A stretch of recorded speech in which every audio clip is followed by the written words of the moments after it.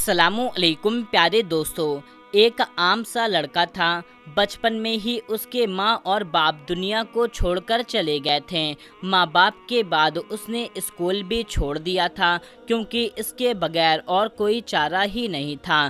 थोड़ी सी मजदूरी के बदले में इमारती काम करना शुरू कर दिया। वक्त गुजरने के साथ साथ वो एक माहिर कारीगर बन चुका था। माली हालत बेहतर हो गई थी और एक अच्छी ज़िंदगी गुजारने लगा। एक दिन उसे ख्याल आया कि अब उसे शादी कर लेनी चाहिए। वो अपने उस्ताद के पास गया। एक दिन ऐसा हुआ कि जब उसने शादी कर ली, ज़माना गुजरता रहा और वो अपनी बीवी और औलाद के साथ एक किराए के मकान में रहा करता था।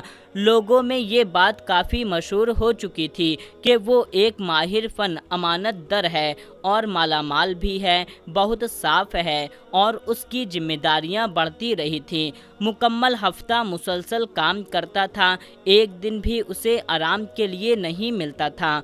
औलाद में मुसलसल इजाफे की वजह से उसका खर्च और भी ज़्यादा बढ़ रहा था। रोज़ाना की आमदनी रोज़ाना ही खर्च हो जाती थी। उसकी बड़ी ख्वाहिश थी कि मेरी तमाम औलाद पढ़ी लिखी हो।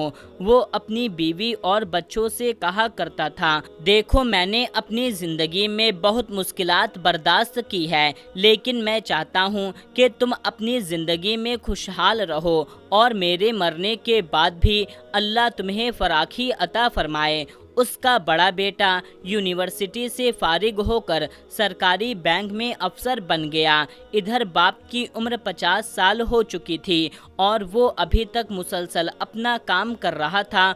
उम्र के साथ साथ तजुर्बे में इजाफे की वजह से उसकी शोहरत और बढ़ रही थी, लेकिन जिस्म की कमज़ोरी और बीमारियों के हमले के खतरे भी बढ़ते जा रहे थे।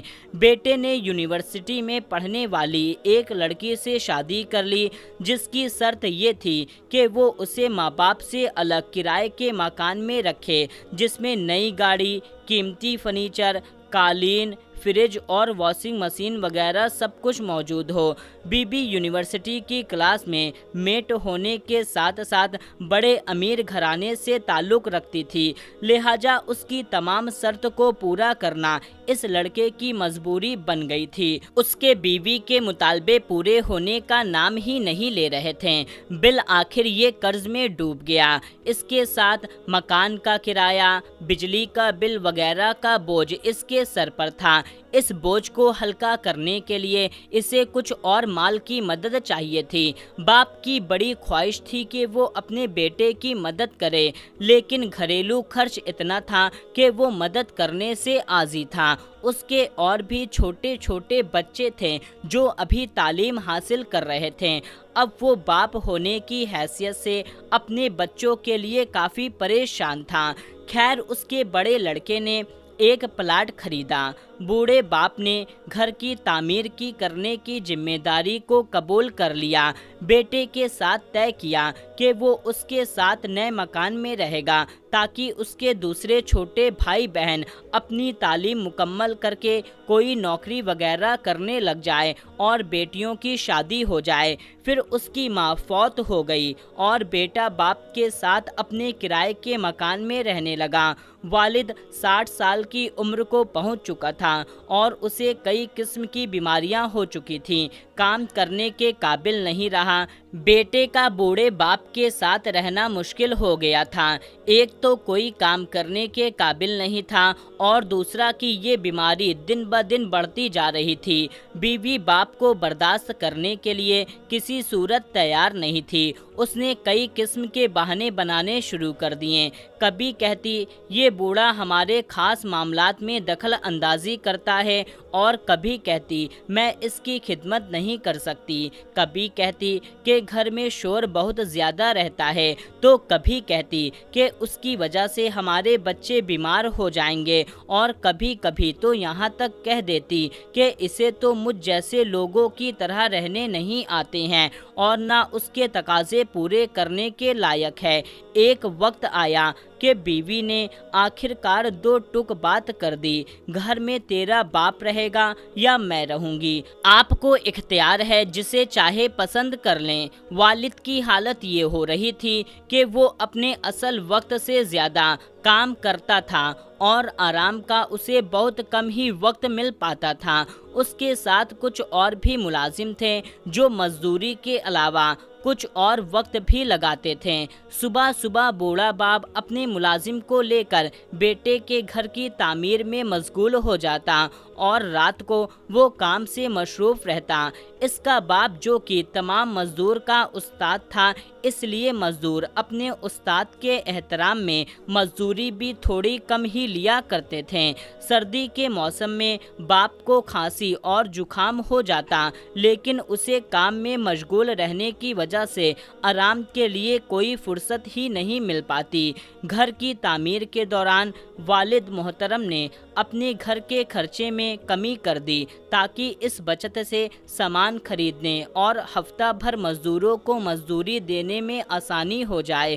اکثر لوگ اپنے گھر کی تعمیر کے دوران بچ جانے والا سامان بھی اس بزرگ کو دے دیتے تھے اور وہی سامان اپنے گھر کی تعمیر میں استعمال کرتا تھا۔ آخرکار باپ کو گھر کی تعمیر میں کامیابی مل گئی۔ یہ تعمیر بڑی مشکل سے طے ہوئی تھی، لیکن اس نئے گھر میں باپ کو اپنے بیٹے اور بہو کے ساتھ رہنا نصیب نہ ہو سکا۔ بہو کی یہ خواہش تھی کہ والد گھر میں نہ رہیں تاکہ وہ گھر میں اور گھر سے باہر آزاد ماحول میں زندگی گزار سکے، اس کے لیے کسی قسم کی کوئی رکاوٹ نہ ہو۔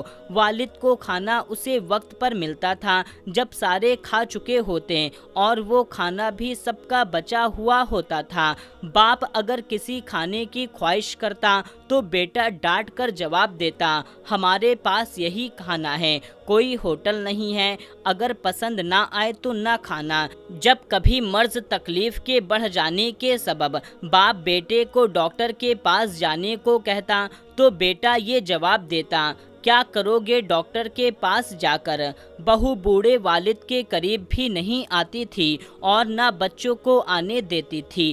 آخر وہ وقت بھی آ گیا کہ بیٹا باپ کو اپنے گھر سے باہر پھینکنے کے لیے اس کے کمرے میں آ گیا۔ یہ سب کچھ اپنی بیوی کو راضی کرنے کے لیے کر رہا تھا۔ سخت سردی کا موسم تھا، بارش ہو رہی تھی۔ شام کے 4 بجے کے قریب بوڑھے باپ کو، جو شدید کھانسی، شوگر اور بلڈ پریشر جیسے کئی بیماریوں میں مبتلا تھا، بیٹے نے گندگی سے بھرے ہوئے بستر میں لپیٹ کر اٹھانے کی کوشش کی تو باپ رونے لگا۔ بیٹے نے باپ کو مارتے ہوئے سخت سردی کے موسم میں شدید بارش کے دوران سڑک پر پھینک دیا اور گھر آتے ہی دروازہ بند کر لیا۔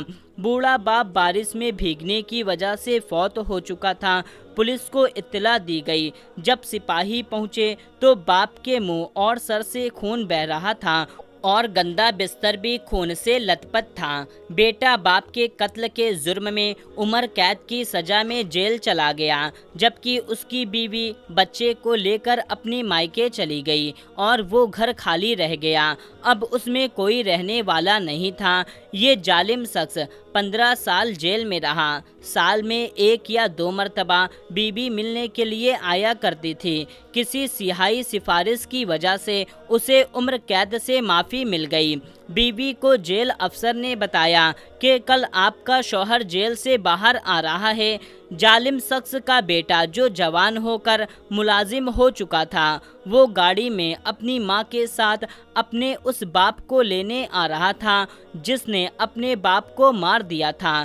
دونوں باپ بیٹا ایک دوسرے کو آتے ہوئے دیکھ رہے تھے۔ باپ جلدی سے بیٹے اور بیوی کی طرف آگے بڑھا۔ ادھر بیٹے نے بھی گاڑی تیز کی۔ نہ چاہتے ہوئے بھی غلطی سے باپ گاڑی سے ٹکرا کر زمین پر گر پڑا اور گاڑی اوپر سے گزر گئی۔ بیٹا جلدی جلدی گاڑی سے باہر آیا، دیکھا تو باپ آخری سانس لے رہا تھا اور اس کے منہ اور سر سے خون بہہ رہا تھا۔ اس ظالم شخص نے اپنے باپ کو جان بوجھ کر قتل کیا تھا۔ ایسی حالت میں ہی اس کے منہ اور سر سے خون بہہ رہا تھا اور یہ بھی ایسی ہی حالت میں اپنے بیٹے کے ہاتھوں अनजाने में कत्ल हुआ।